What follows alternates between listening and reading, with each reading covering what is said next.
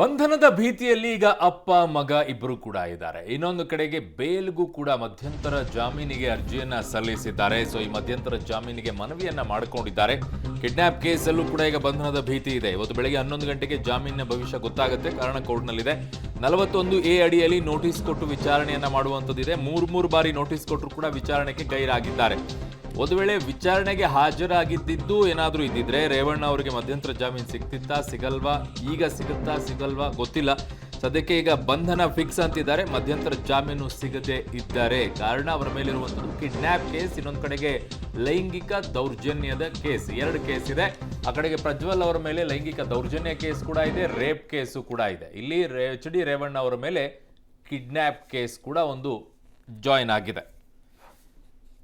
ಈಗ HD ರೇವಣ್ಣ ಅವರು ಮಧ್ಯಂತರ ಜಾಮೀನನ್ನ ಪಡ್ಕೊಂಡ್ರೆ ಒಂದು ಕಡೆಗಾಯ್ತು, ಪಡ್ಕೊಳ್ಳದೆ ಇದ್ರೆ ಬಂಧನ ಫಿಕ್ಸ್ ಅಂತಿದ್ದಾರೆ. ಬಂಧನ ಆಗುತ್ತಾ ಆಗಲ್ವಾ, ನಾನು ವಿಚಾರಣೆಗೆ ಹಾಜರಾಗ್ತೀನಿ ಅಂತ ಇದ್ದಾರಾ, ಅಥವಾ ಈಗ ರಾಜ್ಯದಲ್ಲಿ ಇದ್ದಾರೋ ಇಲ್ವೋ, ಅವರು ರಾಜ್ಯ ಬಿಟ್ಟು ಹೋಗಿದಾರೋ ದೇಶ ಬಿಟ್ಟು ಹೋಗಿದಾರೋ ಗೊತ್ತಾಗ್ತಾ ಇಲ್ಲ, ನೋಡಬೇಕು.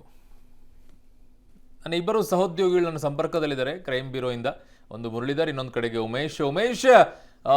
ಒಂದು ವೇಳೆ ವಿಚಾರಣೆಗೆ ಏನಾದರೂ ಹಾಜರಾಗಿದ್ದಿದ್ರೆ ಇವತ್ತು ಜಾಮೀನಿನ ಅರ್ಜಿ ತುಂಬಾ ಮಹತ್ವವನ್ನ ಪಡ್ಕೊಳ್ಳುವಂತ ಪರಿಸ್ಥಿತಿ ಇರ್ತಿತ್ತು ಅಂತ ಕಾಣಿಸುತ್ತೆ. ಈಗಲೂ ಕೂಡ ಇದೆ. ಕಾರಣ ಜಾಮೀನು ಸಿಗದೆ ಇದ್ರೆ ಬಂಧನ ಆಗತ್ತೆ. ವಿಚಾರಣೆಗೆ ಹಾಜರಾಗಿದ್ದರೆ ಈ ರಿಸ್ಕ್ ಇರ್ತಾ ಇರಲಿಲ್ಲ ಅನ್ಸುತ್ತೆ ಅಲ್ವಾ ಉಮೇಶ್?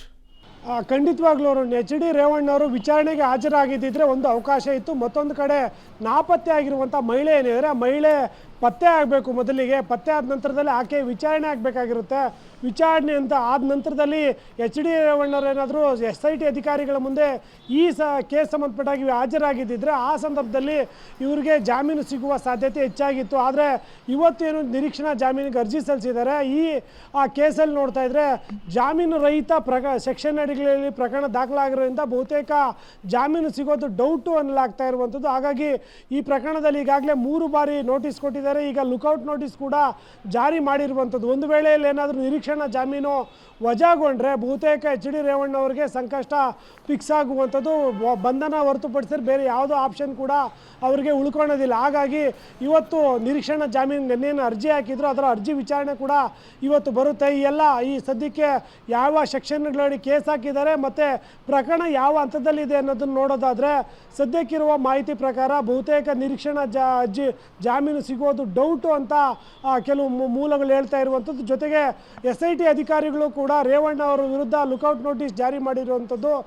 ರೇವಣ್ಣ ಎಲ್ಲೇ ಇದ್ರೂ ಕೂಡ ತಕ್ಷಣಕ್ಕೆ ಬಂಧನ ಮಾಡುವಂಥ ಪ್ರಕ್ರಿಯೆಗೂ ಕೂಡ ಮುಂದಾಗಿರುವಂಥದ್ದು. ನಿರೀಕ್ಷಣಾ ಜಾಮೀನು ಬಹುತೇಕ ಡೌಟು ಎನ್ನಲಾಗಿದ್ದು ಒಂದು ವೇಳೆಯಲ್ಲಿ ಅರ್ಜಿ ವಜಾಗೊಂಡ್ರೆ ಅನಿವಾರ್ಯವಾಗಿ HD ರೇವಣ್ಣ ಬಂಧನ ಆಗಲೇಬೇಕಾದಂಥ ಪರಿಸ್ಥಿತಿ ನಿರ್ಮಾಣವಾಗುವಂಥದ್ದು. ಅರುಣ್.